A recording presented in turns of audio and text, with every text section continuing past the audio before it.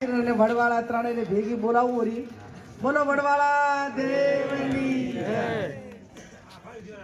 આજે આ રસાણા નાના અને મોટા બંને ગામોની સંયુક્ત મીટિંગ લોકસભાની ચૂંટણીના અનુસંધાને વધારે ભાઈ શ્રી ઠાકરસિંહભાઈ, સેનજીભાઈ, મુકેશભાઈ, દીપકભાઈ, પીનાબેન, અમારા સૌ વરિષ્ઠ આગેવાનો, ગામના વરિષ્ઠ આગેવાનોમાં મગનભાઈ, ગામના સરપંચ મંગાજી, અરવિંદભાઈ, પાંચાભાઈ, દેસાઈ ભીખાભાઈ, સગતાભાઈ, નાથાભાઈ, રાજાભાઈ, ભાઈ શ્રી ધીરાભાઈ, વાલ્મીકી સમાજના આગેવાન ડાયાભાઈ, આપ સૌ વરિષ્ઠ આગેવાનો, વડીલો, યુવાન ભાઈઓ અને બહેનો, આમ તો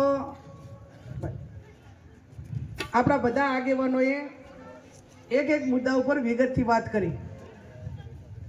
મારે કોઈ રાજકીય ભાષણ ના કરવા, એના કરતાં મારી આપ સૌને બે હાથ જોડીને વિનંતી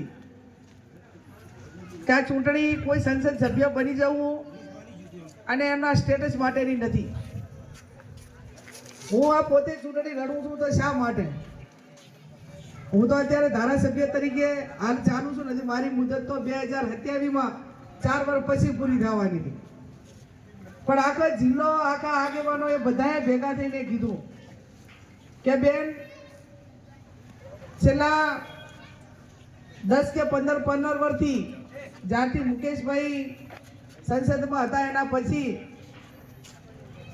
તમામ સમાજોને કોંગ્રેસ પાર્ટીએ ટિકિટ આપી અને વર્તમાન જે સમય ચાલી રહ્યો છે એમાં ક્યાંક ને ક્યાંક તમે ધારાસભ્ય તરીકે 2 ટર્મ છો, 28 વર્ષનું તમારું જાહેર જીવન છે, 10 વર્ષ તાલુકા પંચાયતમાં, 5 વર્ષ જિલ્લા પંચાયતમાં, 10 વર્ષ ધારાસભ્ય તરીકે, 1995માં હું પ્રમુખ થઈ એના પછી